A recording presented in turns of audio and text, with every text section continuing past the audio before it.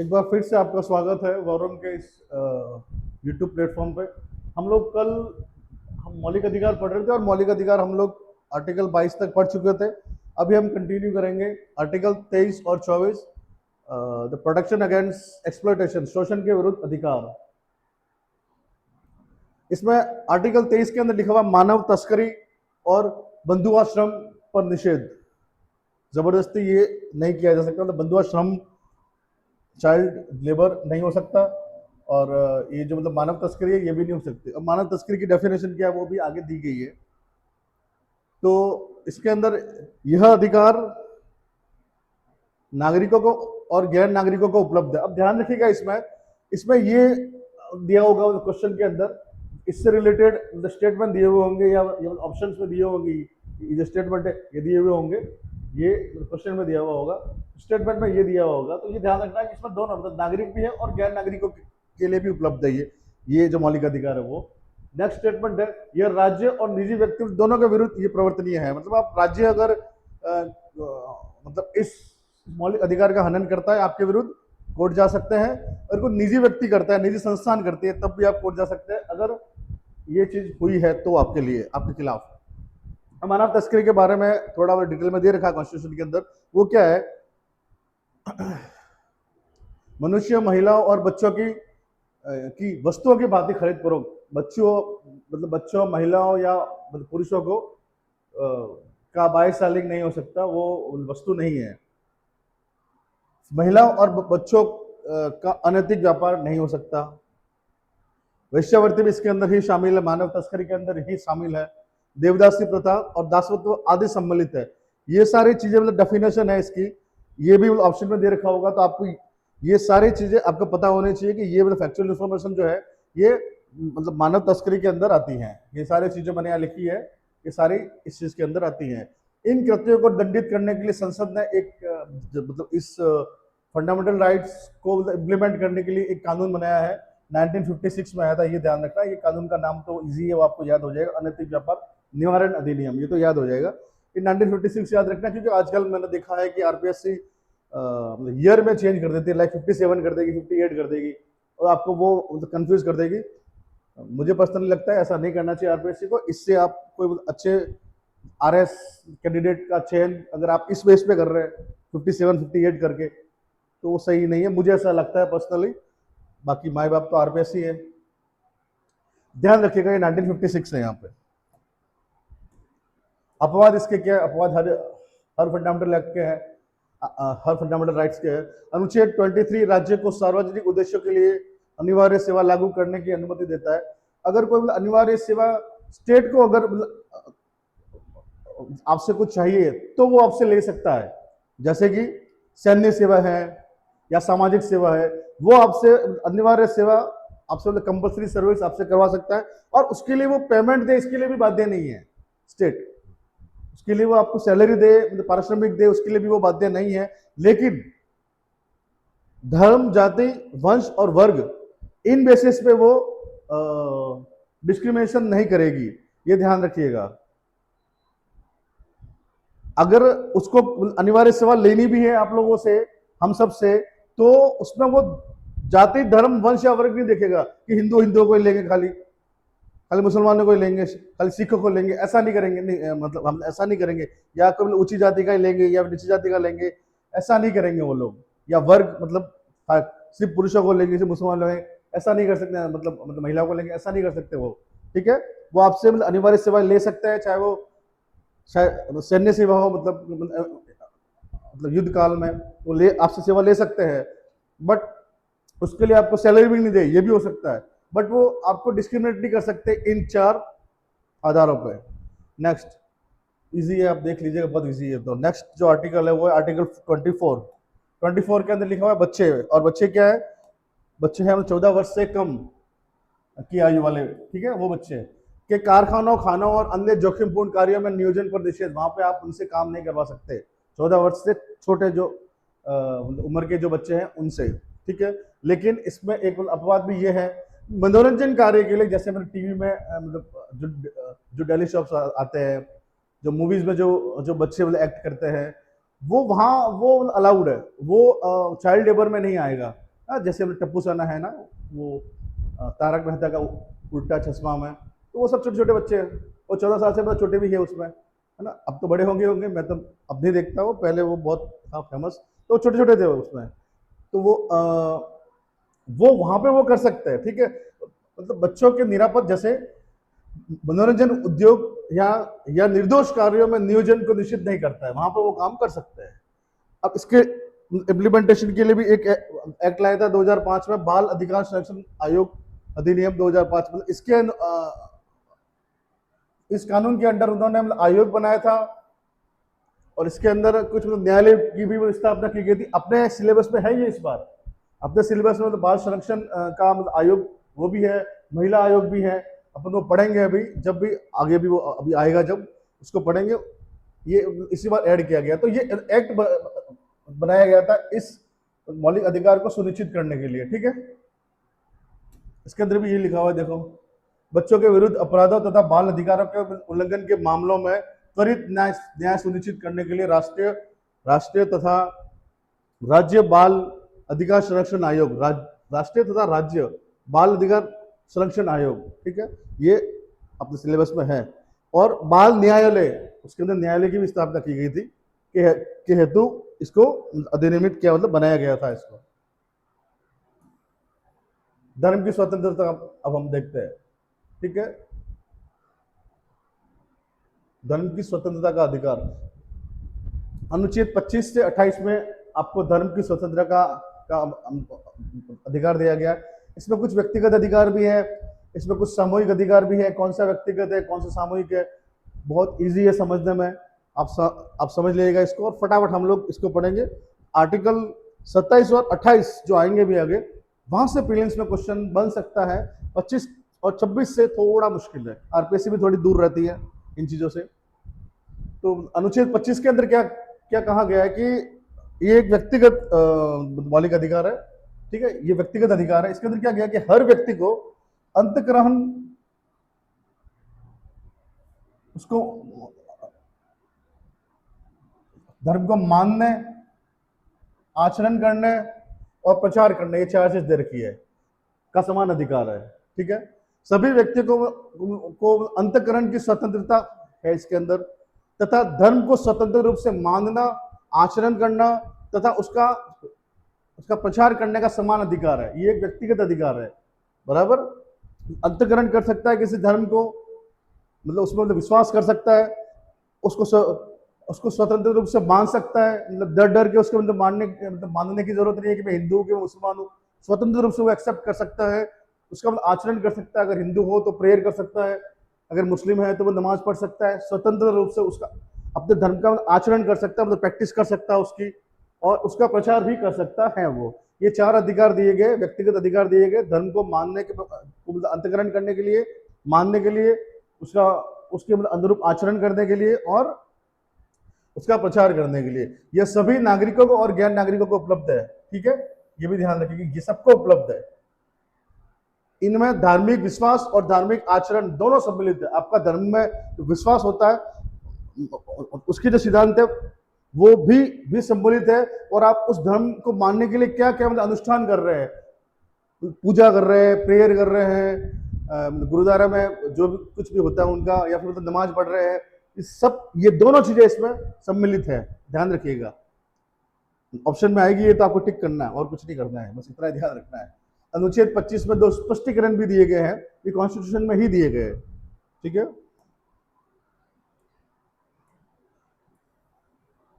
कृपाण धारण करना और साथ रखना सिख धर्म के पालन का अंग माना जाएगा। मतलब कृपाण धारण कर सकता है सिख कोई व्यक्ति है तो अपने पास वो मतलब कृपाण रख सकता है, इसकी उसको मतलब अनुमति दी गई है कि वो मतलब कृपाण रख सकता है, उसको मतलब चेकिंग वगैरह में उसको कोई इश्यू नहीं होगा। ये उसका मौलिक अधिकार कॉन्स्टिट्यूशन के अंदर ही लिखा गया है। और हिंदुओं में सिख, जैन और बौद्ध ये तीनों सम्मिलित है, ये भी लिखा हुआ। अब अपवाद तो मैंने कहा ही था कि अपवाद तो हर व्यक्ति के है, सॉरी हर मूल अधिकार के है, लेकिन एक के लिए वो कौन सा है, अस्पृश्यता का अधिकार का उन्मूलन, उसका जो अधिकार है वो उसमें नहीं है, ठीक है। अनटचेबिलिटी, इसका अपवाद क्या, लोक व्यवस्था अगर आप खराब कर रहे हैं तो आपको ये अधिकार आपका फिर निरस्त किया जा सकता है राज्य के द्वारा। नैतिकता अगर आप फॉलो नहीं कर रहे तो भी किया जा सकता है। स्वास्थ्य आप अगर किसी का खराब हो रहा है आपके इस चीज की वजह से, ये आचरण की वजह से, या जो भी, जैसे लाइक मतलब छोटे बच्चों को धर्म के नाम पे कहीं कुछ वो होता है आजकल, मैं तो कहना तो नहीं चाहूंगा लेकिन होता है, महिलाओं के साथ भी ऐसा कुछ मतलब भेदभाव होता है धर्म के मतलब आचरण के नाम पे। तो ये कॉन्स्टिट्यूशन में ये लिखा हुआ है कि ये गलत है, ये नहीं होना चाहिए, नहीं तो आपका ये अधिकार छीना जा सकता है। होता बहुत कुछ है, अपन खाली यही पढ़ेंगे जो यहाँ लिखा हुआ है, यही काम आएगा अपने एग्जाम में। बाकी चीजें तो इस दुनिया में बहुत सारी होती है, अच्छी भी होती है, गलत भी होती है, संविधान के अनुरूप भी होती है, संविधान के खिलाफ भी होती है, उस पर हम डिस्कस नहीं करेंगे। और मौलिक अधिकार, इसमें जो और भी मौलिक अधिकार लिखे उनका भी हनन नहीं होना चाहिए आर्टिकल 25 को पूरा करने के लिए। अगर वो आर्टिकल 25 आपको मिला हुआ है धर्म की अंतग्रहण, मानना, आचरण करना और उसको प्रचार करने की अगर स्वतंत्रता आपको दी गई है, इसका मतलब ये नहीं है कि आप उसके नाम पे कुछ भी करेंगे। यहाँ पे ये इसके अपवाद लिखे गए हैं, अगर इनमें से कुछ भी अगर हो रहा है आपके उस 25 को फॉलो करने के लिए, तो आपसे वो अधिकार छीना जा सकता है राज्य के द्वारा। अनुच्छेद 26 धार्मिक मामलों में प्रबंधन की स्वतंत्रता, ये सामूहिक अधिकार है, वो तो व्यक्तिगत अधिकार था, ये मतलब इंस्टीट्यूट का है। मतलब इंस्टीट्यूट्स आप मतलब धर्म की इंस्टीट्यूट्स बना सकते हैं, जैसे क्या मंदिर बना सकते हैं, कोई स्कूल बना सकते हैं, धर्म के आधार पर बना सकते हैं आप, उसकी भी आपको स्वतंत्रता है, लेकिन ये सामूहिक अधिकार है, ठीक है। प्रत्येक धार्मिक समुदाय या उसके किसी भी वर्ग को निम्नलिखित अधिकार प्राप्त होता है। कौन सा अधिकार है? धार्मिक और परोपकारी उद्देश्यों के लिए संस्थाओं की स्थापना कर सकते हैं, ठीक है, और उनका रख रखाव करने का भी अधिकार है आपको। नेक्स्ट, धर्म संबंधी मामलों में अपने स्वयं के कार्यों का प्रबंधन करने का अधिकार है। धर्म संबंधी मामले है, अगर कोई मंदिर है, कोई मस्जिद है, तो उनका जो भी ट्रस्ट है वो उस ट्रस्ट के अंदर धर्म से रिलेटेड अगर कोई कार्य है तो उसका वो प्रबंधन खुद कर सकते हैं, वो भी उसका अधिकार है। कहाँ पे कब मतलब कौन सा इवेंट सेलिब्रेट करना है, कौन सा क्या करना है, ये सब कुछ वो कर सकता है, उसको अधिकार है। चल और अचल संपत्ति का स्वामित्व प्राप्त करने और अर्जित करने का भी अधिकार है। आप प्रॉपर्टी भी खरीद सकते हो धार्मिक संस्थान के नाम पे वगैरह, और उसका मतलब उसका प्रबंधन भी कर सकते हो, उसका भी अधिकार है आपको। ऐसी संपत्ति का विधि के अनुसार प्रशासन करने का अधिकार, मतलब ऐसी कोई भी संपत्ति आपने धर्म के नाम पे कुछ खरीदी है, अर्जित करी है, तो उसका जो भी कानून बनाया गया है ना, उसके अनुसार आप उसको मतलब आप उसका मतलब प्रबंध कर सकते हैं, उसका अधिकार है आपको लॉ के अकॉर्डिंग, ये ध्यान रखिएगा। विधि के अनुसार आप उसका प्रशासन कर सकते हैं, ठीक है। इसका भी अपवाद है 3, लोक व्यवस्था खराब नहीं होनी चाहिए, नैतिकता नहीं बिगड़नी चाहिए, स्वास्थ्य नहीं बिगड़ना चाहिए, ठीक है। आर्टिकल 27 किसी धर्म के प्रचार के लिए कराधान से स्वतंत्रता, स्टेट टैक्स नहीं लगा सकती किसी भी धर्म को, मतलब प्रचार अगर कोई कर रहा है, प्रचार का अधिकार है वो जब भी कोई व्यक्ति या कोई समुदाय अपने धर्म का प्रचार कर रहा है तो उसके ऊपर टैक्स नहीं लगा सकती गवर्नमेंट। ये भी आपका संवैधानिक अधिकार, संविधान में उल्लेखित मूल अधिकार हैं। किसी भी व्यक्ति को किसी विशेष धर्म के प्रचार या उसके पालन पोषण के लिए कर देने के लिए बाध्य नहीं किया जा सकता। जो मैंने बोला था वही फॉर्मल लैंग्वेज में यहाँ लिखा हुआ है। वह राज्य को एक धर्म को दूसरे धर्म की अपेक्षा प्रोत्साहन देने, संरक्षण देने या समर्थन करने से निषिद्ध करता है। ये आर्टिकल जो है आपका आर्टिकल 27, ये मैंने कहा था ना 27, 28 थोड़ा इंपॉर्टेंट है प्रीलिम्स के हिसाब से, तो इसमें ये जो 3 ऑप्शन लिखे हुए हैं ना, ये 3 ऑप्शन आएंगे आपके एग्जाम में।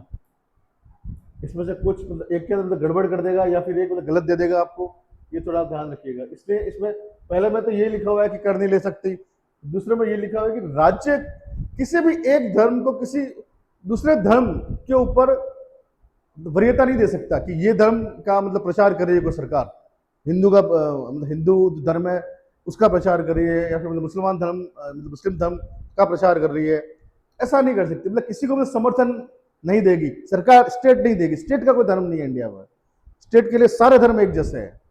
किसी को भी संरक्षण देना या मतलब प्रोत्साहन देना या समर्थन देना, ये इससे निषिद्ध करता है ये मौलिक अधिकार स्टेट को, ठीक है। स्टेट के लिए सब एक समान है, स्टेट मतलब राज्य या केंद्र सरकार। यह प्रावधान केवल कर लगाने को निश्चित करता है, ये ध्यान में, टैक्स नहीं लगा सकती गवर्नमेंट, न कि किसी धार्मिक स्थान पर किसी लौकिक गतिविधियों के लिए लिया गया शुल्क।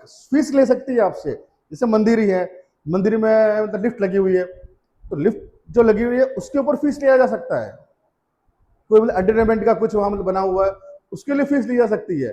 धर्म से रिलेटेड कोई अगर कार्य है उसके ऊपर टैक्स नहीं ले सकती सरकार।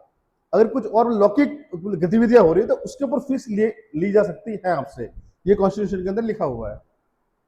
ठीक है, नेक्स्ट अपन चलते हैं अनुच्छेद 28 की तरफ। ये आप तीनों याद रखिएगा, तीनों इसमें दिए हुए हैं, इन तीनों के अंदर वो कुछ ना कुछ चेंज करेगा और आपको दे देगा। आर्टिकल 28, धार्मिक शिक्षा से सम्मिलित में सम्मिलित होने से स्वतंत्रता। कोई भी आपको बाध्य नहीं कर सकता कि आपको धार्मिक शिक्षा लेनी ही लेनी है, किसी एक विशेष धर्म की शिक्षा नहीं कर सकता। गवर्नमेंट स्कूल के अंदर या फिर गवर्नमेंट इंस्टीट्यूशंस के अंदर कोई भी धार्मिक शिक्षा दी ही नहीं जाएगी, ये लिखा हुआ संविधान के अंदर।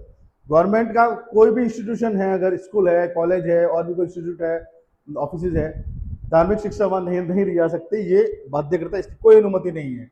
निजी संस्थानों में धार्मिक शिक्षा दी जा सकती है, बट उसको आपको अटेंड करना ही पड़ेगा, ये जरूरी नहीं है। जैसे मतलब क्रिश्चियन मतलब मिशनरी की स्कूल्स है, तो वहाँ प्रेयर होती है, तो वो अपने धर्म के बारे में वहाँ शिक्षा दे सकते हैं।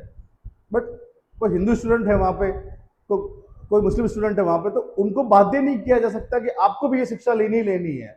जो क्रिश्चियनिटी की शिक्षा वो दे रहे हैं अपने स्कूल में, तो वो आपको लेनी ही लेनी है, उसके लिए बाध्य नहीं किया जा सकता। निजी शिक्षा मतलब ये कि निजी स्कूलों में धर्म की शिक्षा दी जा सकती है, लेकिन किसी को बाध्य नहीं किया जा सकता उस शिक्षा में उपस्थित होने के लिए। ठीक है, नेक्स्ट, राज्य द्वारा प्रशासित जो भी मतलब स्टेट के द्वारा मतलब एडमिनिस्ट्रेड इंस्टीट्यूट्स है, वो उन संस्थानों में धार्मिक शिक्षा की अनुमति नहीं है। जो भी स्टेट के द्वारा रन इंस्टीट्यूट्स है उसमें धार्मिक शिक्षा नहीं दी जा सकती जो किसी विशेष धर्म के लिए स्थापित किए गए हो। अगर किसी विशेष धर्म के लिए स्थापित किया गया है कोई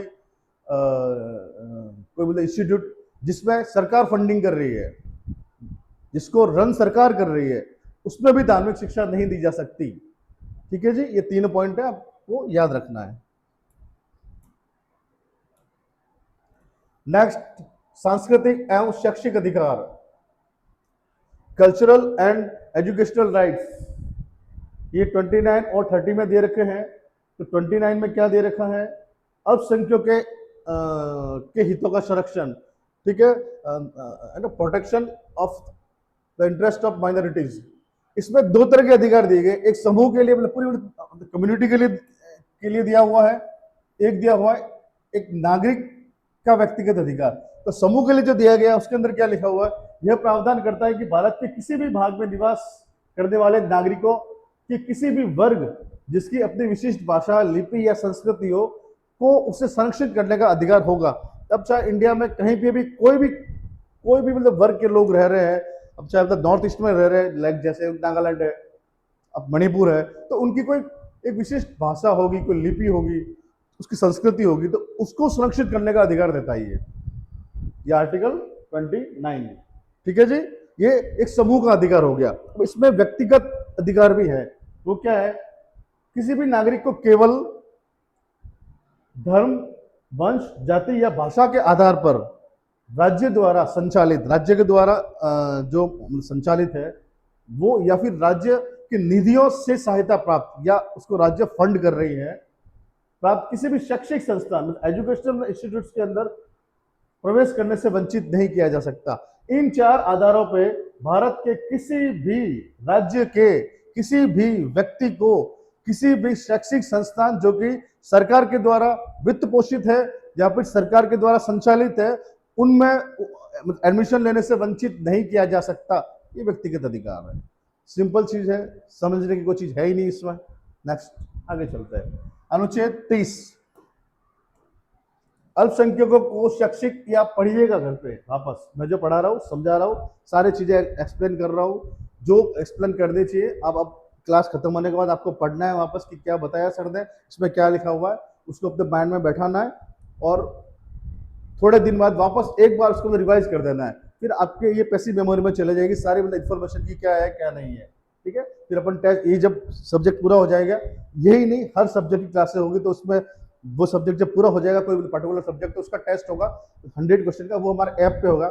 एक सूचना और देनी है आपको, जो बहुत इंपॉर्टेंट सूचना है, जब तक हम वॉर रूम के टेलीग्राम चैनल पे हमारे किसी भी प्रोग्राम, पेड प्रोग्राम, चाहे वो टेस्ट सीरीज हो, चाहे किसी भी मतलब कोर्स का हो, चाहे वो कंटेंट के बारे में हो, चाहे क्लासेस के बारे में हो, प्रीलिम्स तो हम सब कुछ फ्री ही कर रहे हैं, प्रीलिम्स की टेस्ट सीरीज जरूर आएगी जो पेड होगी, उसकी फीस बहुत बहुत कम होगी।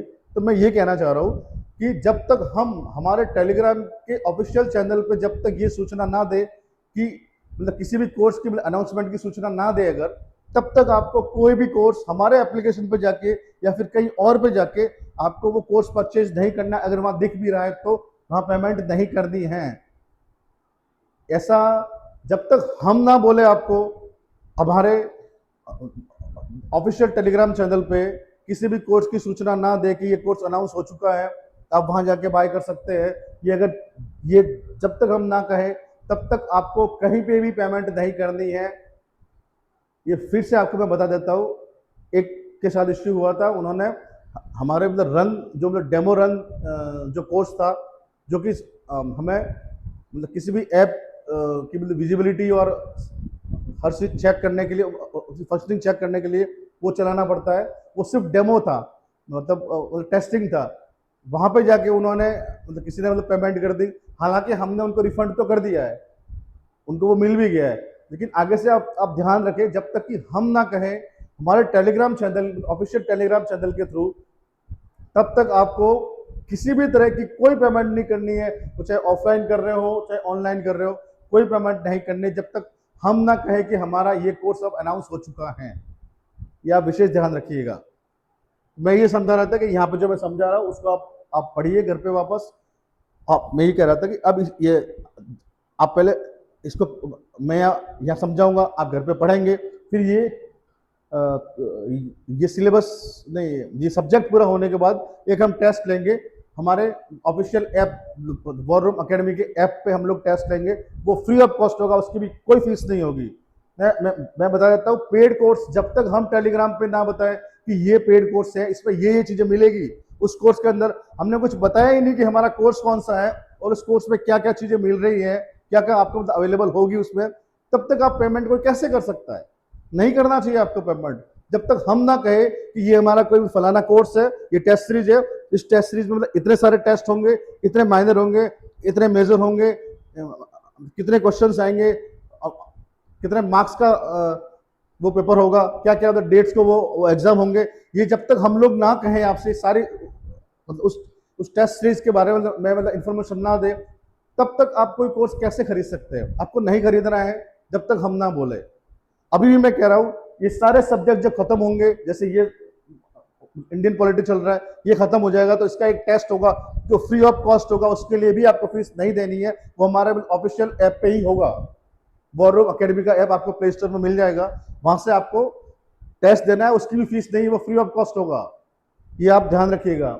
1 रुपये हो सकता है क्योंकि रखा जाए वहां पे, क्योंकि उसमें एनरोल करने के लिए आपको मतलब 1 रुपये वहां देना पड़ता है, तभी मतलब एनरोल होता है, लेकिन उसकी भी हम लोग कोशिश करेंगे, कोई अगर कोई रास्ता निकल जाता है कि वो 1 रुपये भी ना देना पड़े, तो वो भी हम लोग आपसे नहीं लेंगे। तो आप ध्यान रखिएगा, मैं फिर से कह रहा हूँ कि जब तक हम लोग ना कहें आपसे कि ये हमारा कोर्स अनाउंस हो चुका है, इसके अंदर ये चीज आपको मिलेगी, तब तक कहीं पे भी पेमेंट ना करें, मेरी रिक्वेस्ट है आपसे। आगे चलते हैं अपन,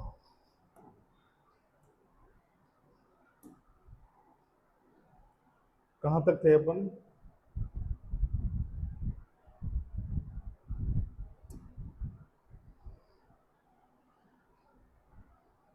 ये हो चुका था व्यक्तिगत, ये हो चुका था। अब ये आर्टिकल 30, अल्पसंख्यकों को शैक्षिक संस्था स्थापित करने और उनका प्रशासन करने का अधिकार है।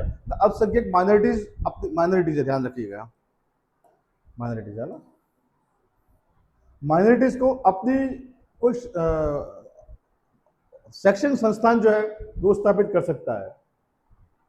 माइनॉरिटीज धर्म के नाम के आधार पे भी होती है, भाषा के आधार पे भी होती है। धर्म के आधार पे अगर मैं कहूँ तो बौद्ध, जैन, मुस्लिम, सिख, ईसाई, इंडिया में ये माइनॉरिटीज है। भाषा के आधार पे नॉर्थ ईस्ट की कुछ जो ट्राइब्स है, जैसे नागा है, इनकी भाषा अलग है, मणिपुर के लोग हैं वगैरह, इनकी भाषा अलग है। और ये मतलब माइनॉरिटीज के अंदर मतलब बहुत कम लोग हैं इनके, ये भाषा के आधार पर भी माइनॉरिटीज है इंडिया में और धर्म के आधार पर भी हैं। तो उनको फिर क्या है कि अपनी धर्म जो धर्म या भाषा के हिसाब से अपनी शैक्षिक संस्थान को खोलने का अधिकार है, उनका प्रशासन करने का अधिकार है, ये आर्टिकल 30 ये कहता है। ठीक है, इसके अंदर क्या लिखा हुआ अभी, सभी अल्पसंख्यकों को चाहे वे धर्म या भाषा, मैंने बताया था आपको, धर्म या भाषा के आधार पर हो, अपनी पसंद की शैक्षिक संस्थाएं स्थापित करने का और उनका प्रशासन करने का अधिकार है। नेक्स्ट, अल्पसंख्यक शैक्षिक संस्थान की संपत्ति के अनिवार्य अधिग्रहण के लिए राज्य द्वारा निर्धारित किया गया प्रतिकर ऐसा नहीं होना चाहिए जिससे उनके प्रदत्त अधिकारों पर प्रतिबंध लगे या वे समाप्त हो जाए। समझिए इस लाइन को, इस लाइन का मतलब यह है कि अगर किसी अल्पसंख्यक का कोई शैक्षणिक संस्थान है जो गवर्नमेंट को मतलब उस प्रॉपर्टी को गवर्नमेंट को टेक ओवर करना है किसी भी डेवलपमेंट मतलब प्रोजेक्ट के लिए, चाहे वो हाईवे निकल रहा है या फिर कोई फैक्ट्रीज वगैरह है, कुछ भी है, गवर्नमेंट को अगर उसका अधिग्रहण करना है तो उसका जो मुआवजा होगा, उसका मुआवजा की रेट मतलब ऐसी नहीं होनी चाहिए कि उनको जो ये अधिकार मिले हैं वो हट हो जाए। जो माइनॉरिटीज को ये अधिकार मिले हैं अपने अपनी पसंद की अपनी भाषा के हिसाब से, अपनी मतलब माइनॉरिटीज वो जिस भी प्रकार की माइनॉरिटीज है उसके लिए जो भी उन्होंने शैक्षिक संस्थान की स्थापना की है का जो अधिकार है उनका स्थापित करने का, वो हट नहीं होना चाहिए। आई बात समझ में? राज्य जो है वो शैक्षणिक संस्थान ऐसे मतलब माइनॉरिटीज जो शैक्षणिक संस्थान की संपत्ति जो है अल्पसंख्यक शैक्षणिक संस्थान की संपत्ति को अनिवार्य अधिग्रहण के लिए अधिग्रहण कर सकती है, अगर जरूरत अगर आवश्यक है तो राज्य कर सकती है, द्वारा वो करता सकती है। लेकिन जो निर्धारित किया गया मतलब प्रतिकर है, जो उसका मुआवजा है, वो ऐसा नहीं होना चाहिए कि इनको जो ये अधिकार मिले हुए हैं, जो प्रदत्त अधिकार है उनको मतलब माइनॉरिटीज को पर प्रतिबंध लगे या वे समाप्त हो जाए, ये नहीं होना चाहिए। आई बात समझ में? ये लाइन बहुत इंपॉर्टेंट लाइन है, ये एग्जाम में आती है और कंफ्यूज करती है। ठीक है, इजी आसान भाषा में मैंने आपको समझा दिया। ये सहायता प्रदान करते समय राज्य किसी भी शैक्षिक संस्थान के साथ भेदभाव नहीं करेगा। किसी भी तरह की कोई सहायता प्रदान कर रहा है अगर स्टेट, तो किसी भी शैक्षिक संस्थान के साथ भेदभाव नहीं करेगा जिसका प्रबंधन किसी किसी अल्पसंख्यक द्वारा किया जाता है। अगर कोई ऐसी संस्थान है कि जिसका प्रबंधन माइनॉरिटी के द्वारा किया जा रहा है और सरकार उसको जो सहायता प्रदान कर रही है, तो मतलब उसके अंदर भेदभाव नहीं करेगी, या तो वो सबको सहायता प्रदान करेगी जो भी अल्पसंख्यक मतलब इंस्टीट्यूट्स हैं उनको, या किसी को नहीं करे, वो उसका अपना, लेकिन भेदभाव नहीं करेगी वो। ये भी इसके अंदर लिखा हुआ है 30 के अंदर। नोट के अंदर क्या लिखा हुआ है, शैक्षणिक संस्था स्थापित करने और उनका प्रशासन करने का अधिकार पूर्णतः निरपेक्ष नहीं है। मैंने कहा था आपसे कोई भी मौलिक अधिकार निरपेक्ष नहीं है अस्पृश्यता को छोड़ के। तो ये जो भी मतलब इंस्टीट्यूट मतलब खोलने का और उनको प्रशासन जो करने का अधिकार है, ये पूर्णतः निरपेक्ष नहीं है। इसमें उनके कुप्रबंधन मिसमैनेजमेंट का अधिकार सम्मिलित नहीं है। मिसमैनेजमेंट नहीं कर सकते आप, है ना। बम बनाने की ट्रेनिंग आप नहीं दे सकते, आतंकवादी को ट्रेन नहीं कर सकते, अल्पसंख्यक मतलब इंस्टीट्यूट के नाम पे आप उसका मिसमैनेजमेंट नहीं कर सकते, ये अधिकार नहीं है आपको। ठीक है जी, कोई भी मतलब माइनॉरिटीज है वो अपने शैक्षणिक संस्थान है उसको खोलने का अधिकार है, उसको प्रशासन करने का भी अधिकार है, लेकिन किसी भी तरह का मिसमैनेजमेंट नहीं होना चाहिए, वो उसका अधिकार नहीं है। नहीं तो ये अधिकार छीन लिया जाएगा आपसे, स्टेट ही आपसे अधिकार छीन लेगी। संपत्ति का अधिकार हमने ये पहले भी पढ़ा है, वापस पढ़ रहे हैं, ये आपको अच्छे से अब याद हो चुका होगा। संपत्ति का अधिकार क्या था? 44वें कॉन्स्टिट्यूशन अमेंडमेंट एक्ट 1978 के थ्रू इसको हटा दिया गया था। मौलिक अधिकार से इसको संवैधानिक और वैधिक या वैधानिक अधिकार उसको बना दिया गया था, और उसको संविधान के भाग 12 के 301 के अंदर, आर्टिकल 301 के अंदर उसको प्लेस कर दिया गया, मतलब रख दिया गया था। अब ये मौलिक अधिकार नहीं है, प्रॉपर्टी का अधिकार मौलिक अधिकार नहीं है, ये एक वैधानिक और संवैधानिक अधिकार है। संविधान के भाग 12 के 300A आर्टिकल 300A के अंतर्गत स्थापित किया गया है इसको, ठीक है। यह लिखा हुआ आप पढ़ लीजिएगा। इसके अनुसार किसी भी व्यक्ति को विधि के प्राधिकार के बिना उनकी संपत्ति से वंचित नहीं किया जा सकता। इसका मतलब यह है, कानून अगर आपसे कोई जमीन लेती है, चाहे वो खेती की हो, कानून मतलब स्टेट राज्य अगर आपसे कोई जमीन की डिमांड करता है, चाहे वो एग्रीकल्चर लैंड हो, चाहे आपका रेजिडेंशियल लैंड हो, अगर उसको डेवलपमेंट के नाम से आपकी जमीन का अधिग्रहण करना है, वो ले सकते हैं, लेकिन कानून जो भी बना हुआ उस कानून के अकॉर्डिंग। अगर कानून नहीं बना हुआ उससे रिलेटेड तो वो आपसे नहीं ले सकती, ये इसमें लिखा हुआ है। लेकिन कानून बने हुए हैं तो आपको फिर उनको देनी होगी और उसके बदले वो आपको मुआवजा देगा। तो सरकार जो भी भूमि अधिग्रहण करती है उसके लिए कुछ कानून बने हुए हैं, उस कानूनों के अंतर्गत वो आपसे जमीन लेती है, अधिग्रहण करती है और उसका मुआवजा भी आपको देती है, ठीक है। बिना कानून मतलब विधि के बिना के प्राधिकरण के बिना उसकी संपत्ति वो आपसे नहीं ले सकते, ये ध्यान रखिएगा। अनुच्छेद 31A first constitutional amendment act 1951 द्वारा जोड़ा गया था। ये पहले संविधान संशोधन से इसको जोड़ा गया था।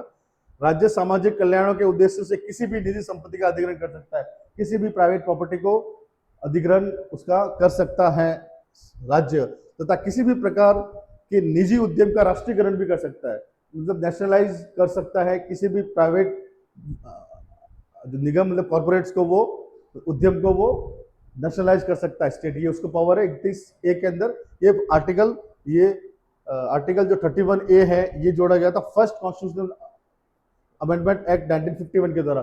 पहली बार जब अमेंडमेंट हुआ तभी उसने कह दिया था कि हम कोई भी निजी जो प्रॉपर्टी है वो ले सकते हैं, किसी भी निजी फर्म को हम नेशनलाइज कर सकते हैं।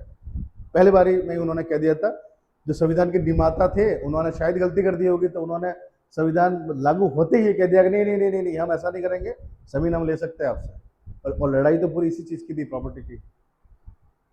ऐसे अधिग्रहण के लिए दिए गए प्रतिकर को न्यायालय में चुनौती नहीं दी जा सकती।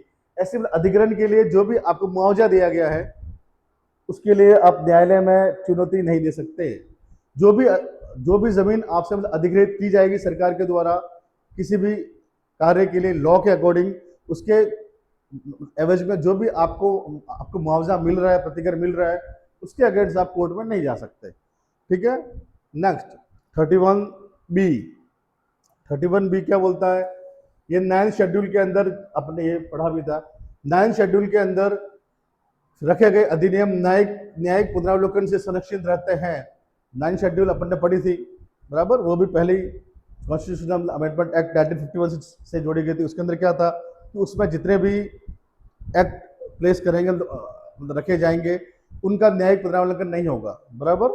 तो ये 31B में लिखा था उन्होंने वहां पे, फिर वहां पे वो 9 शेड्यूल के अंदर डाले थे, ठीक है।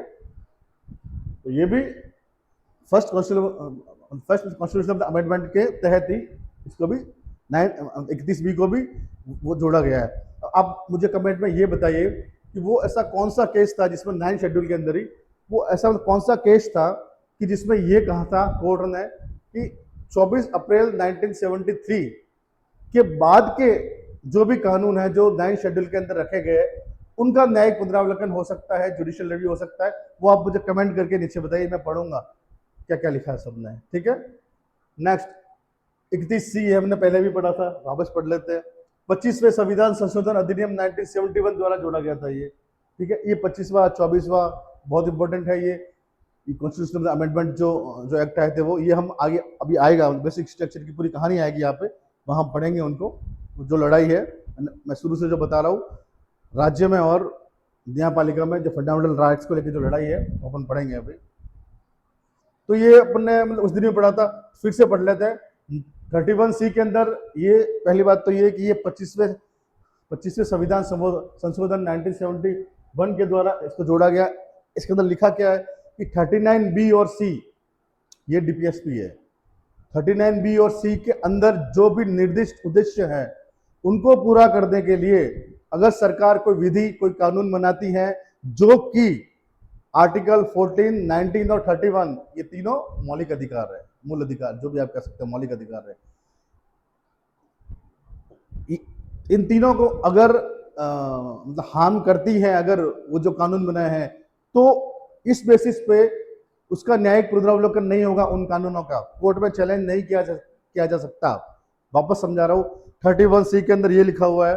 पहली बात तो ये कि वो जो 25वें संविधान संशोधन 1971 से जोड़ा गया था, उसमें लिखा ये है कि 39B और 39C जो कि DPSP है के उद्देश्यों को पूरा करने के लिए अगर सरकार कोई कानून बनाती है जिनसे आर्टिकल 14, 19, 31 ब्रैकेट मौलिक अधिकार तीनों, ठीक है, वो अगर हर्ट होते हैं तो उसके खिलाफ न्यायिक उसके खिलाफ उन कानूनों के खिलाफ न्यायिक पुनरावलोकन नहीं हो सकता, मतलब जुडिशियल रिव्यू नहीं हो सकता। ये 31C में उन्होंने जोड़ दिया था।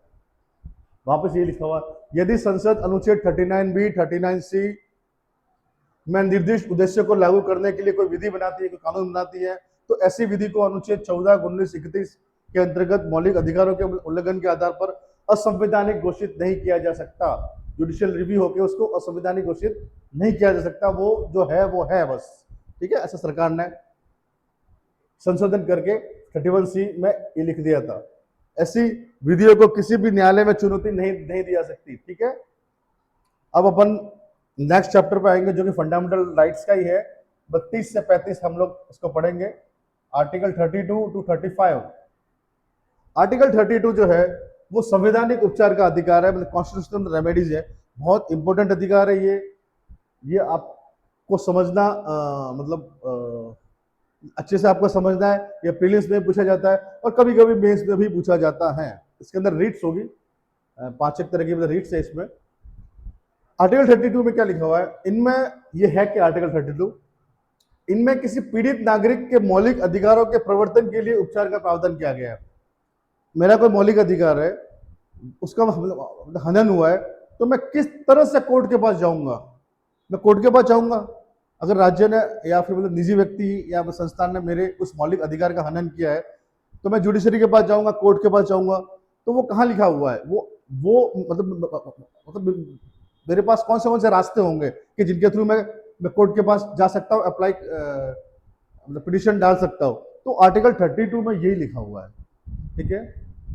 मौलिक अधिकारों की रक्षा प्राप्त करने का अधिकार स्वयं में एक मौलिक अधिकार है। ये मौलिक अधिकार है 32। ये क्या कहता है कि आपके मौलिक अधिकारों की रक्षा होगी, ये स्वयं में अपना आप एक मौलिक अधिकार है, ठीक है। और रक्षा किस तरह से होगी वो लिखा हुआ है 32 के अंदर।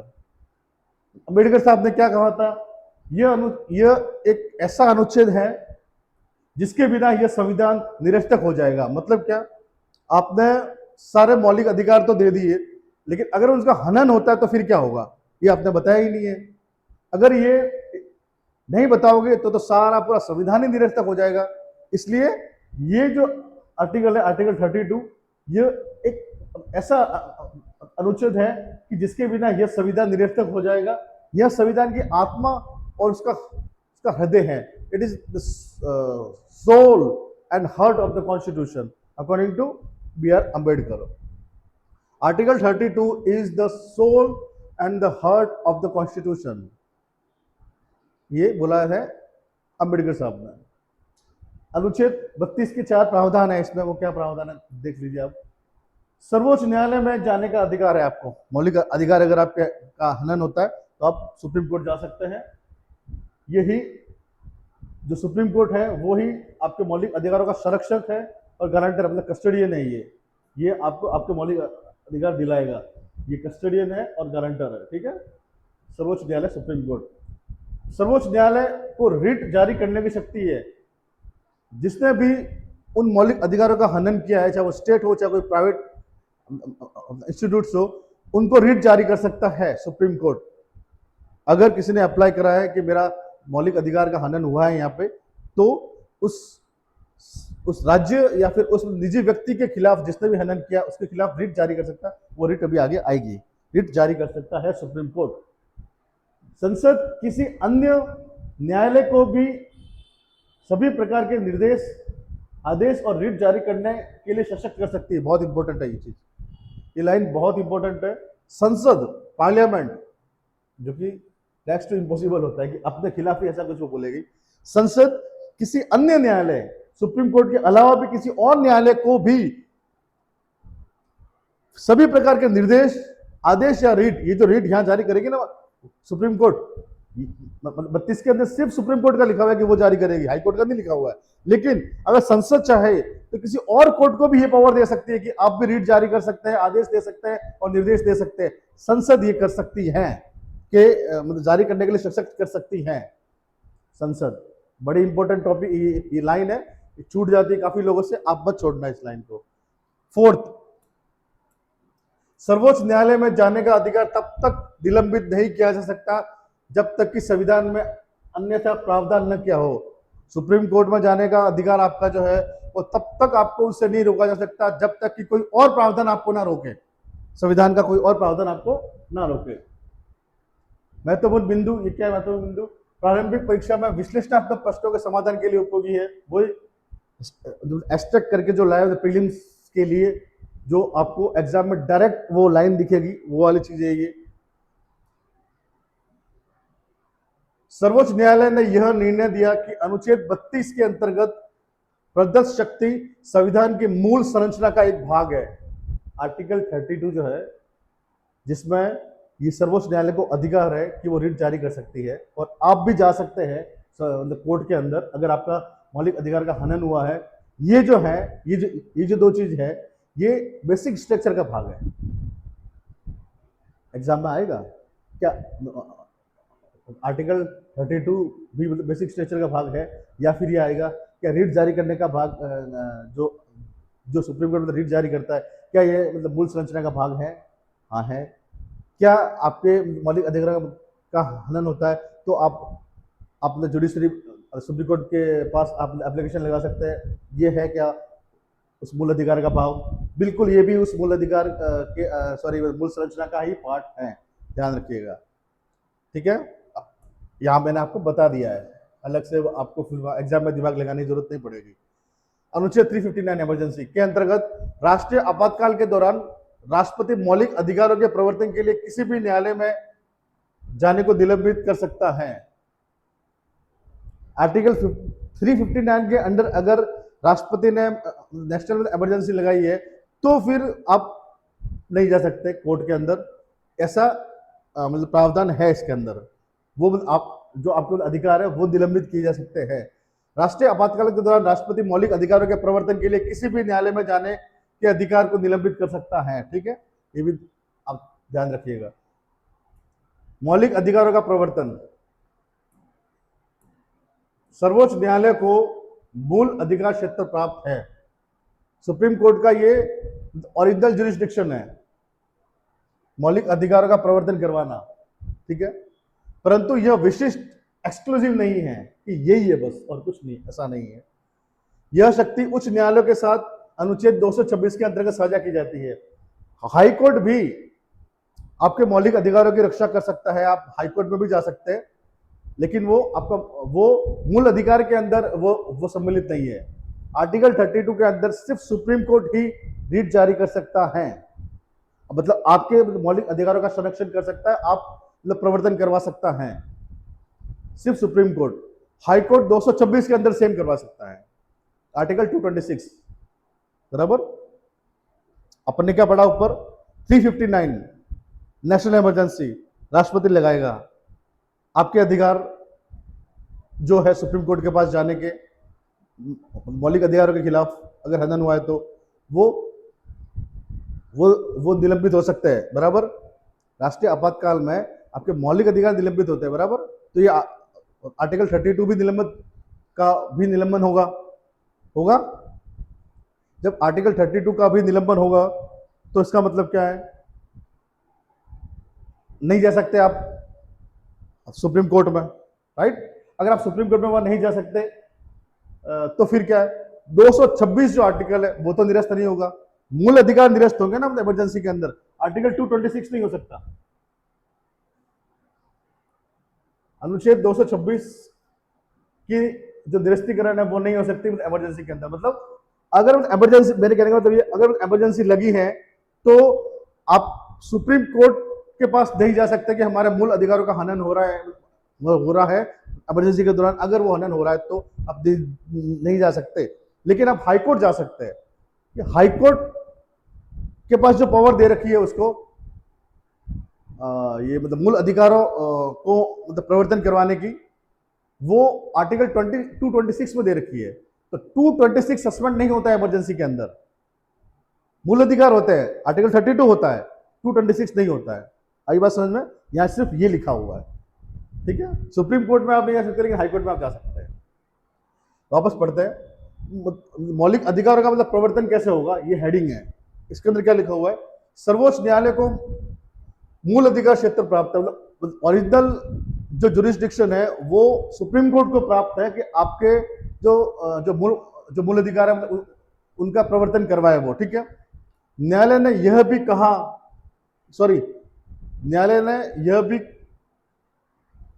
हाँ यह ऊपर है, अधिकार प्राप्त है, परंतु यह विशिष्ट एक्सक्लूसिव नहीं है कि सिर्फ सुप्रीम कोर्ट के पास ही यह अधिकार है, ऐसा भी नहीं है, ठीक है।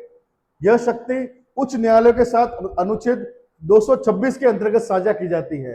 हाईकोर्ट भी आपके मूल अधिकारों का प्रवर्तन करवा सकता है, जो कि आर्टिकल 226 में दे रखा है। न्यायालय ने यह भी कहा कि यदि अनुच्छेद 226 के अंतर्गत राहत उपलब्ध है, अगर 226 के अंतर्गत आप अपने मतलब मौलिक अधिकारों का प्रवर्तन करवा सकते हैं, हाईकोर्ट के पास अगर जाके आपका वो काम अगर हो जाता है, तो पीड़ित पक्ष को पहले हाईकोर्ट का दरवाजा खटखटाना चाहिए, डायरेक्ट सुप्रीम कोर्ट नहीं जाना चाहिए। ये सुप्रीम कोर्ट ने कहा है कि आपके पास एक और ऑप्शन है, आप डायरेक्ट सुप्रीम कोर्ट दिल्ली क्यों आता है? आपके स्टेट के अंदर जो हाई कोर्ट है आप वहां पे भी जा सकते हैं। अपने मौलिक अधिकारों का जो हनन हो रहा है उनके खिलाफ आप केस दायर कर सकते हैं, वहां पे आप पिटीशन दायर कर सकते हैं। स्टेट या फिर मतलब निजी जो भी मतलब इंस्टीट्यूशन या व्यक्ति आपको मौलिक अधिकारों का हनन कर रहा है उसके खिलाफ, बराबर कोर्ट ने यह भी कहा है। यदि किसी व्यक्ति के मौलिक अधिकारों का उल्लंघन होता है तो सर्वोच्च न्यायालय 5 प्रकार की रिट जारी कर सकता है। सुप्रीम कोर्ट ये 5 प्रकार की रिट जारी कर सकता है। पहला है बंदी प्रत्यक्षीकरण, हैबियस कॉर्पस। वो फैक्चुअल इंफॉर्मेशन है, इसमें कोई समझने जैसी चीज है ही नहीं, जो भी समझने की चीज है वो आपको बता दूंगा। किसी शाब्दिक, इसका शाब्दिक अर्थ है शरीर को प्रस्तुत करना, मतलब वो बॉडी लाना, ठीक है, शरीर को प्रस्तुत करना। थोड़ा उसको मतलब नहीं है, ये प्रीलिम्स में नहीं दिया हुआ होगा, ये खाली मतलब पीढ़ियों से ये चलता आ रहा है, इसलिए मैंने भी यहाँ लिखा है। सेंस यहाँ बनता है, इसके अंदर जो लिखा हुआ है इसका बनता है। यदि किसी व्यक्ति को अवैध रूप से निरुद्ध डिटेन किया गया है, तो ये निरुद्ध बड़ी मेरे समझ में नहीं आता है, उसको गिरफ्तार किया गया है, उसको डिटेन किया गया है अवैध रूप से, तो न्यायालय इस रिट को जारी करके जिसको भी गिरफ्तार किया गया है को न्यायालय के समक्ष प्रस्तुत करने का आदेश दे सकता है, बराबर। अगर किसी को गिरफ्तार किया गया है अवैध रूप से, तो न्यायालय के समक्ष उसको उस व्यक्ति को प्रस्तुत करने का आदेश जारी कर सकती है। यही है हैबियस कॉर्पस, बंदी प्रत्यक्षीकरण। यह रिट निजी व्यक्तियों तथा लोक प्राधिकारों या निगमों के विरुद्ध जारी की जा सकती है। सबके खिलाफ ये जारी की जा सकती है, निजी व्यक्तियों के खिलाफ भी, गवर्नमेंट ऑफिसर्स के खिलाफ भी, या निगम है के विरुद्ध भी ये जारी की जा सकती है, ठीक है। यह रिट सरकार के विरुद्ध जारी की जाती है तो इसे मुख्य सचिव के विरुद्ध जारी किया जाता है। मतलब अगर ये विरुद्ध में सरकार के खिलाफ जारी की गई, सरकार को अगर कोर्ट ने कहा है कि मुझे फलाना फलाना व्यक्ति को मेरे सामने प्रस्तुत करो, तो वो रिट सरकार, मतलब इंडियन गवर्नमेंट या राजस्थान गवर्नमेंट नहीं, मुख्य सचिव के नाम से वो रिट का नाम उसमें लिखा होगा। मतलब कोर्ट मतलब मुख्य सचिव को बोलेगा कि उस आदमी को यहाँ प्रस्तुत करो, ये लिखा हुआ है, और कुछ नहीं है। चीफ सेक्रेटरी, ठीक है। ये एग्जाम में आ जाता है, फैक्चुअल क्वेश्चन है, वहां पे ये लिखा होगा, फिर मुख्यमंत्री लिखा होगा, राज्यपाल लिखा होगा, राष्ट्रपति लिखा होगा, आंसर ये है।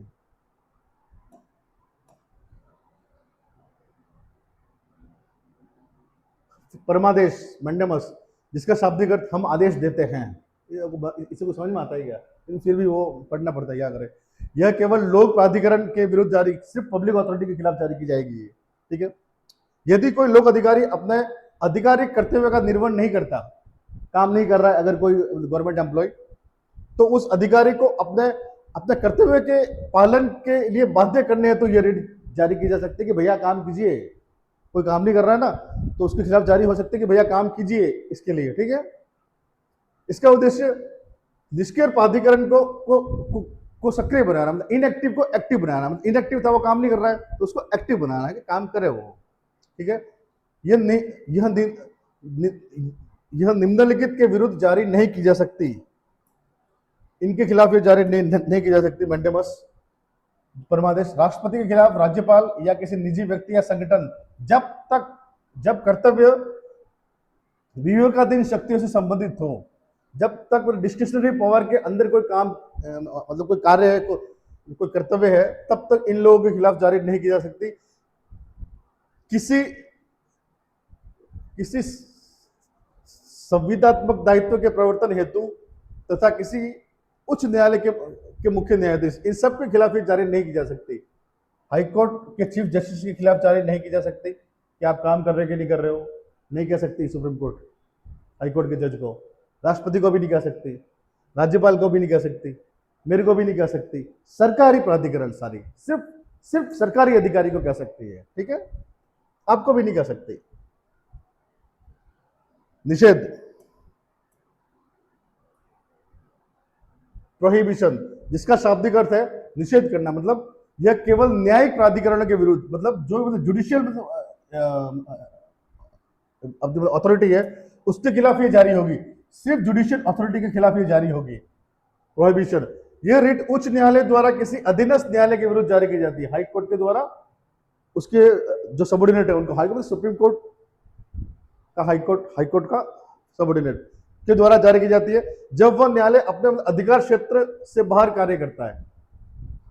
कोई सबऑर्डिनेट कोर्ट जो काम कर रहा है वो उसका जुरिस्डिक्शन है ही नहीं, तो फिर ये रिट जारी की जाएगी, भैया क्या कर रहे हो, ये आपका काम है ही नहीं, तो ये रिट जारी की जाएगी आपके उस न्यायिक प्राधिकरण के खिलाफ, ठीक है। यह रिट एक सक्रिय प्राधिकरण को निष्क्रिय बना देती है, मतलब वो एक्स्ट्रा काम कर रहा है, जो उसका जुरिस्डिक्शन ही नहीं है, जो उसका न्याय क्षेत्र ही नहीं है, उस न्याय क्षेत्र के अंदर वो काम कर रहा है। अगर कोई मतलब न्यायिक प्राधिकरण जो भी जुडिशियल ऑफिसर है, कोई सबऑर्डिनेट कोर्ट है, वो काम कर रहा है तो वो मतलब ज्यादा ही सक्रिय है, एक तरह से सक्रिय को निष्क्रिय करता है। ये पहला वाला क्या था, कोई सरकारी अधिकारी मतलब ऑफिशियर जो है, प्राधिकार जो है, वो काम ही नहीं कर रहा था, मतलब इनएक्टिव था, उसको एक्टिव करने के लिए थी, ये एक्टिव ज्यादा है सबऑर्डिनेट कोर्ट, उसको रोकने के लिए, इनएक्टिव करने के लिए जारी की जाती है प्रोहिबिशन, निषेध।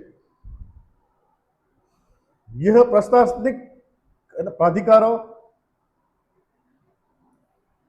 विधायी निकायों या निजी व्यक्तियों के विरुद्ध जारी नहीं की जा सकती। एमएलए, एमपी, आप आईएएस, आरएस, आप उनके खिलाफ जारी नहीं की जा सकती, ठीक है। सिर्फ जुडिशियल। उत्प्रेषण, सर्टियोरेरी, शाब्दिक अर्थ प्रमाणित किया जाना या सूचित किया जाना। यह रिट उच्च न्यायालय द्वारा किसी अधीनस्थ न्यायालय सेम के विरुद्ध तब जारी की जाती है जब वह न्यायालय अपने अधिकार क्षेत्र से बाहर कार्य कर रहा हो।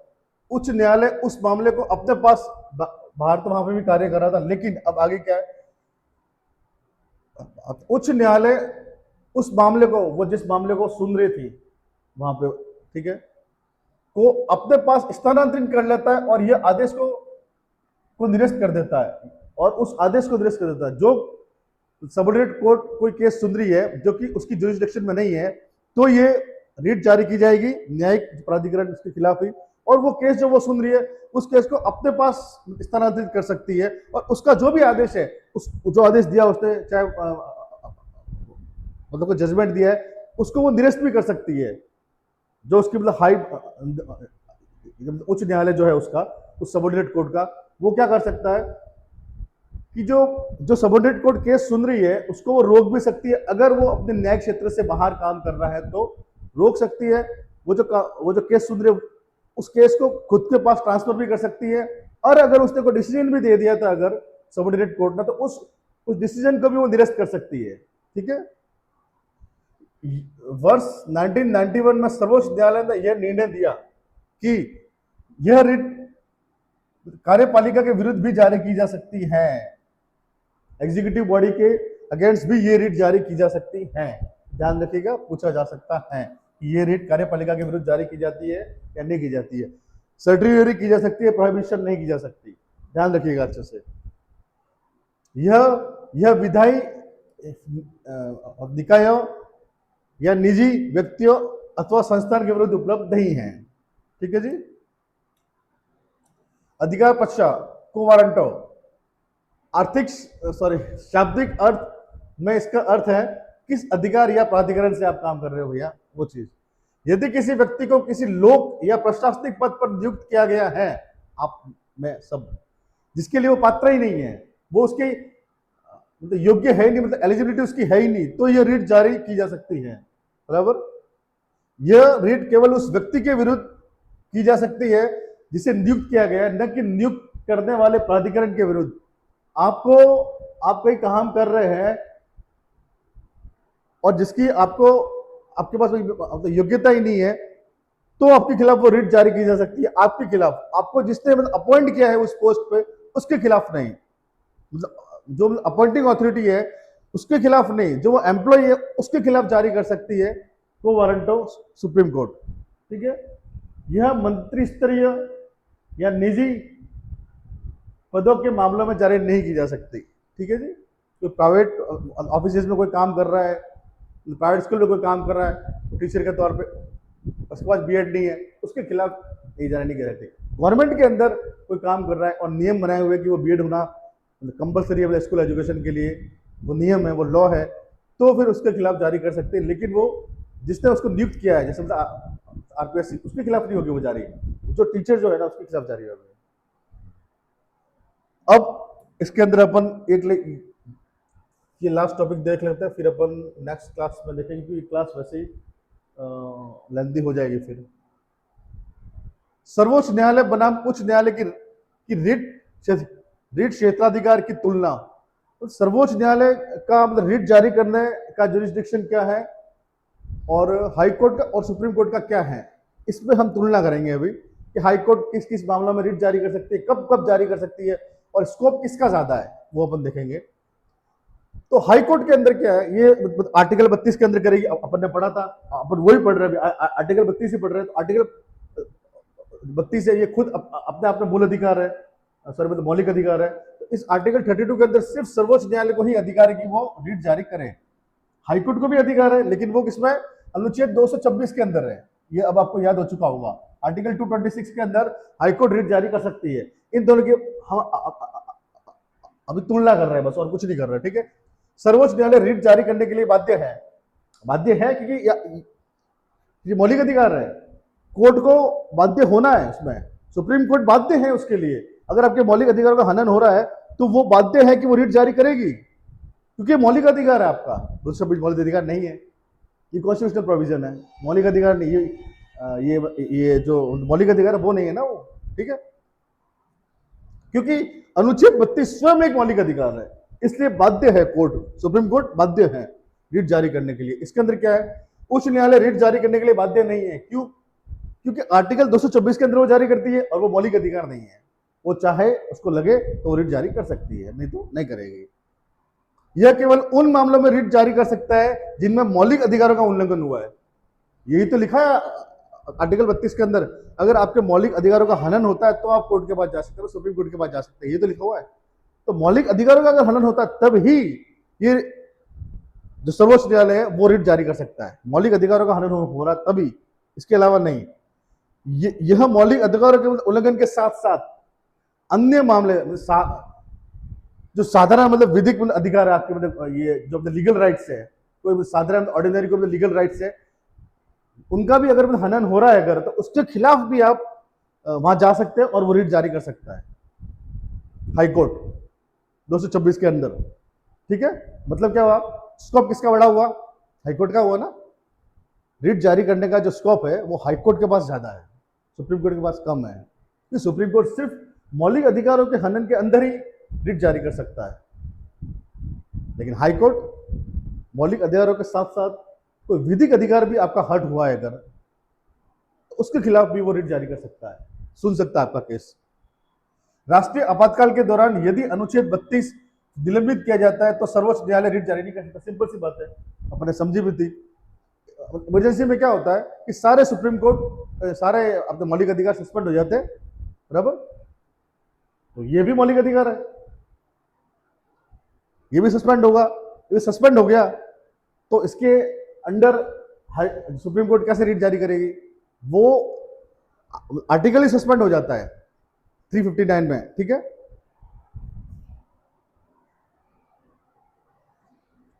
नहीं कर सकती रीट जारी। इसमें क्या है, राष्ट्रीय आपातकाल के दौरान अनुच्छेद 26 ये निलंबित नहीं होता है, बराबर, नहीं किया जाता, इसलिए उच्च न्यायालय तब भी रीट जारी कर सकती है। इमरजेंसी केस में भी रीट जारी की जा सकती है हाई कोर्ट के द्वारा, क्योंकि 226 के अंडर उसको रीट जारी करनी है, और 226 जो है वो मूल अधिकार नहीं है, वो सस्पेंड नहीं होगा। सिंपल चीज है, समझ में आ गया होगा आपको। आता ही है एग्जाम में, मतलब मेंस में भी आ सकता है, री में भी आ सकता है। और ये आपके लिए जानना भी जरूरी है एज अ सिटीजन।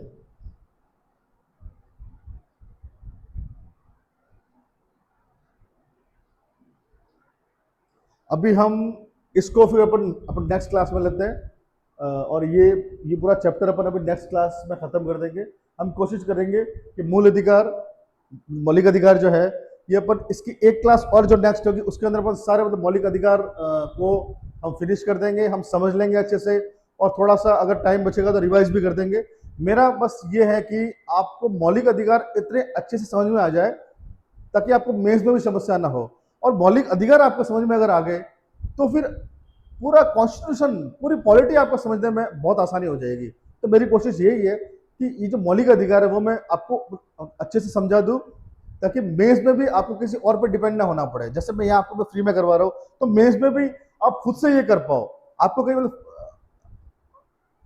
फीस दे के किसी का कोर्स खरीद के आपको ये सब समझना पड़े, उसकी जरूरत ना पड़े आपको। मेरी कोशिश ये है, क्योंकि पॉलिटी के अंदर सबसे बड़ी चीज यही है, जो मौलिक अधिकारों के अंदर जो जो लिखा हुआ है, वो जो लड़ाई जो भी आने वाली है, बेसिक स्ट्रक्चर का जो मतलब इवेल्यूशन है, वो मतलब किस तरह से मतलब बेसिक स्ट्रक्चर का जो सिद्धांत है उसका जन्म हुआ, और जो लड़ाई है जुडिशरी की और अपने इसके राज्य की फंडामेंटल राइट्स को लेके, मौलिक अधिकारों को लेके, ये सारी कहानी मैं आपको अगर अच्छे से मतलब समझा पाऊँ तो ये आपके लिए बहुत बेटर रहेगा, और आपके लिए फिर मेंस में भी कोई समस्या नहीं होगी। तो मेरी कोशिश यही है, आपको बस एक ही काम करना है कि आप इस क्लास में जो भी मैं यहाँ समझा रहा हूँ, जो भी मैं आपको यहाँ मतलब बता रहा हूँ, मतलब कॉन्सेप्ट वाइज जो भी चीजें मैं आपको समझा रहा हूँ, वो आपको समझनी है। 1.25 की स्पीड पे आप समझ सकते हैं। उसके बाद में आपको करना एक ही काम है कि इसको फिर पढ़ना है। इसके अंदर अगर कोई फैक्चुअल इन्फॉर्मेशन है तो वो अपने अकॉर्डिंग आप किस तरह से उसको अपने माइंड में स्टोर कर सकते हैं, वो आपको करना है बस। अगर आपने वो कर दिया तो फिर कुछ नहीं है, फिर कोई मतलब रॉकेट साइंस नहीं है, मतलब पॉलिटी बहुत ईजी है। जैसा मैं पढ़ा रहा हूँ तो मतलब मुझे नहीं लगता कि मतलब ऐसी कोई चीज होगी, मैं लाइन लाइन पढ़ के समझा रहा हूँ, एक एक चीज में समझा रहा हूँ, तो ऐसी कोई चीज नहीं होगी कि आपको समझ में नहीं आई होगी। अब आरएस की कैंडिडेट है, आपको सब समझ में आ जाएगी। अगर फिर भी मैंने आपको कहा, अगर समझ में नहीं आती है, कोई भी चीज समझ में नहीं आ रही है या भूल जाते हो, तो या तो वापस वीडियो देख लो, या फिर वो जो नंबर दे रखा है आपको, उस नंबर पे आप व्हाट्सअप कर दीजिएगा, तो विद इन 30 मिनट्स आपको उसका रिप्लाई आ जाएगा, ठीक है। लेकिन क्लासेस को आप पूरा देखिए, समझिए उसको, और घर पे फिर उसको वापस रिवाइज कीजिए। ये सब्जेक्ट पूरा हो जाएगा तो इसका अलग से टेस्ट होगा, अपना ऑब्जेक्टिव वाला टेस्ट होगा, फ्री ऑफ कॉस्ट होगा, कोई फीस नहीं लगेगी। वापस याद दिला देता हूँ, जब तक हम टेलीग्राम की ऑफिशियल चैनल पे किसी भी कोर्स का अनाउंसमेंट ना करें, तब तक किसी भी तरह का कोर्स हमारे ऐप से, किसी और के व्यक्ति के मतलब कहने से, ऑनलाइन ऑफलाइन मोड के द्वारा पेमेंट ना करें, उसको कोर्स को ना खरीदें, जब तक हम किसी भी कोर्स की अनाउंसमेंट अपने official channel, official Telegram channel पे ना कर दे। तो ये मेरी आपसे एक रिक्वेस्ट है, मत करना ये काम, ठीक है। और ये कॉमन सेंस भी है, जब तक कोई कोचिंग आपसे ये नहीं कह रही है कि हमारा ये कोर्स लॉन्च हुआ है, इसमें हम लोग ये चीज आपको प्रोवाइड करवाएंगे, तब तक आप कैसे पेमेंट कर सकते हो? नहीं करना चाहिए आपको, आप मत कीजिएगा, ठीक है। बहुत बहुत धन्यवाद।